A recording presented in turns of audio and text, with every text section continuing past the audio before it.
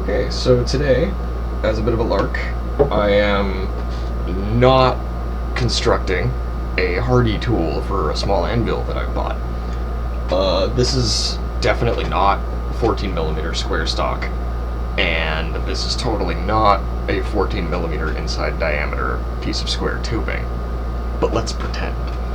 So, most of the dimensions of this are actually pretty arbitrary. 14mm is decided by roughly how much space is inside the pretty rough hardy hole in the anvil I got from Princess Auto. But that's fine. Once I have that measurement, I just need to transfer it over to this one. So this fits in the hardy hole, so this now fits in there. That's all good to go. This piece of square stock, its length is also relatively arbitrary. It basically just needs to be long enough to create space to work in. When all is said and done, this hole through two sides of the square stock creates your working space for your piece of material to pass through. These are the dies this is going to be attached. I've got my not a welder over here. So this piece is going to be I think they call it a stand. I'm not actually totally sure. This is the piece that's going to sink down into the hardy hole and hold everything in place. So what we do is we insert that into the bottom of the tube here. And this is our die, our lower die. And this measurement is probably the only critical measurement in the entire design, really. Because what this needs to do is fit on top of there so that it is exposed correctly for use. And once you have that measurement, you can weld that up. Oh yeah, I'm real good at welding, can you tell? Anyway, so once that's welded up, this piece can come out, and this is the main structure of the hardy tool. So the goal is to have interchangeable dies. I only really need the one set of dies for fullering. A tiny, tiny sword is what I want to make. Anyway, so I only need the one set of dies for fullering, and once I need other sets of dies, I can make them. In theory, if I had the intentions of constructing this part for every version of this tool, like again, every time I needed a new die, what I could do is actually have all of this be just one continuous piece. But I don't want to do that. So this piece can drop in and out. This amount of square tubing literally just exists to hold it roughly in place. And once this is welded together, the tool is actually essentially done, other than like fitting it properly. There might need to be a little bit of filing or grinding to make it sit flat. But then the way that this works is you drop in your main tool, or your lower tool, I should say.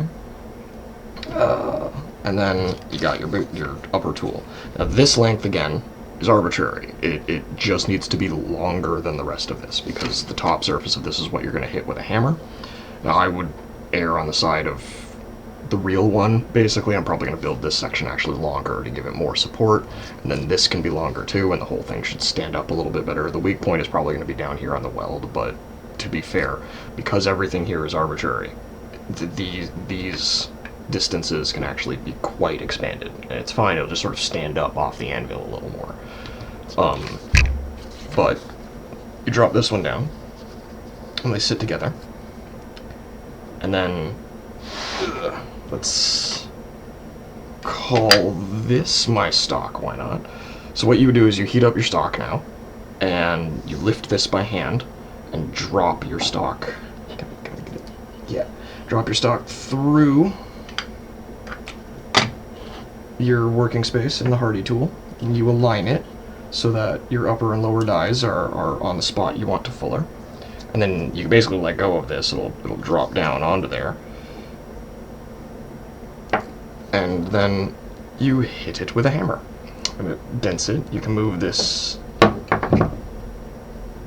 You can move your stock in and out, and it transfers the shape on. And my goal is to use this to, like I said, fuller a very, very tiny sword I want to make for fun. Oh, is that a mosquito? Nice. Okay.